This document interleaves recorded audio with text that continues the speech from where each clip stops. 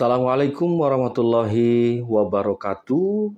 Selamat berjumpa kembali di channel Maraja Organik bersama saya Samsul Umar, praktisi pertanian.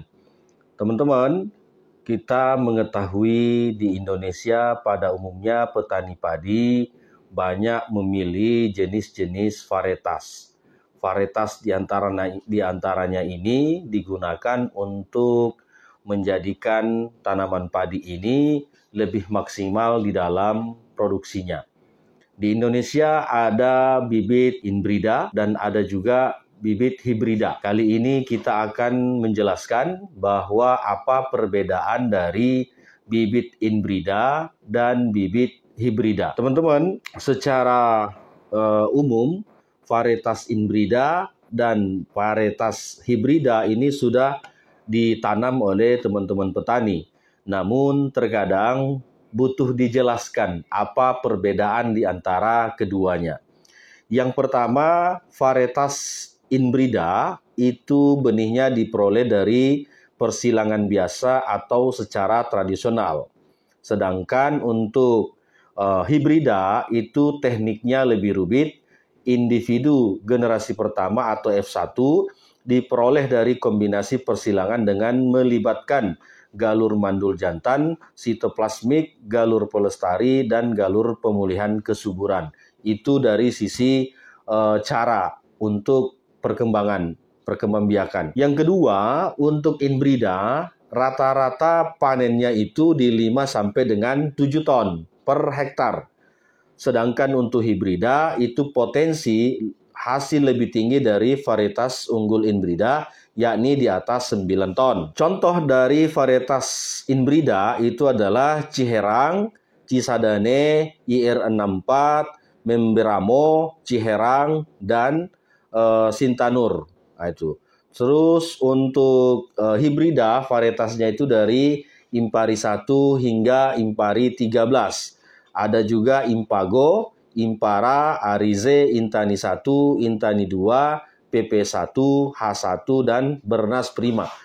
Teman-teman, mungkin ada yang bertanya, apa itu Impari? Jadi, kalau biasa didengar, Impari 1 sampai dengan Impari 13. Nah, Impari itu inbrida padi irigasi. Jadi, Impari itu inbrida padi irigasi. Terus ada Impara. Inbrida padi galur atau biasa disebut dengan rawa. Nah, itu Impara 1 sampai dengan 9. Terus ada lagi Impago, ini inbrida padi gogo. Nah, itu. Jadi ada beberapa jenis. Terus ada lagi Hiva, hibrida padi. Nah, ini macam-macam jenisnya. Teman-teman, kita lanjut perbedaannya. Inbrida dikembangkan sudah lama semenjak awal Bimas tahun 1960-an. Sedangkan untuk hibrida itu rame di tahun 2009. Itu misalnya ada 500.000 hektar penanaman padi hibrida di 20 provinsi di Indonesia. Selanjutnya, petani tidak terlalu bergantung kepada produsen benih swasta. Benih bisa dari hasil petani sendiri dari musim sebelumnya dengan kemampuan hasil yang tidak banyak menurun. Sebaliknya, kalau hibrida, petani akan selalu tergantung pada produsen benih. Karena penggunaan benih padi hibrida ini di Indonesia itu perbanyakannya hanya bisa dilakukan mereka yang ahli, misalnya peneliti. Nah, itu kelemahan dari varietas hibrida. Terus kalau untuk inbrida, penggunaan benihnya lebih banyak, namun penggunaan pupuk lebih sedikit.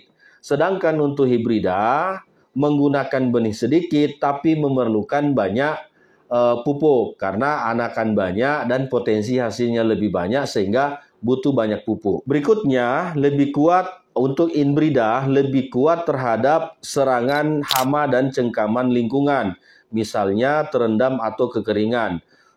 Tiap varietas punya kelebihan masing-masing. Sedangkan untuk hibrida, kelemahannya mudah terserang hawar daun bakteri, hawar pelepah, blas, wereng, sundep, beluk, dan ulat. Nah, ini. Jadi inbrida itu peluang panennya lebih tinggi, tapi secara ketahanan dari serangan hama dan penyakit itu lebih rendah dibandingkan dengan varietas inbrida. Varietas inbrida memang potensi hasilnya tidak terlalu tinggi, tapi dia relatif tahan terhadap rendaman air ataupun kekeringan. Selanjutnya, harga benih untuk inbrida itu 5.000 sampai dengan 8.000 per kilogram. Sedangkan untuk hibrida itu 45.000 per kilogram. Bahkan kalau di daerah-daerah itu mengingat ongkirnya tinggi, itu bisa sampai 50.000 per kilogram. Nah, ini teman-teman perbedaan antara padi inbrida dengan padi hibrida. Tergantung dari teman-teman petani mau memilih yang mana. Kalau mau memilih inbrida, itu potensi hasilnya lebih kecil, antara 5 ton ke atas sampai dengan 7 ton. Tapi kalau varietas hibrida, impari dan segala macamnya itu bisa di 9 ton ke atas. Nah, kalau mau di inbrida itu bisa hemat dalam penggunaan bibit karena bisa dibuat sendiri bibitnya. Tapi kalau hibrida itu harus membeli terus setiap mau menanam dengan produsen benih karena ini tidak bisa dikembangkan sendiri, ada persilangan. Nah, oleh karenanya tinggal kita memilih varietas apa yang cocok. Ada tadi untuk jenis-jenis lahan yang kita mau kita budidayakan. Ada impari, ada impara, ada impago, ada hiva. Ini semuanya tergantung dari jenis tanah yang akan kita budidayakan. Kalau impari itu relatif yang airnya irigasi, kalau impara itu lebih kepada padi rawa.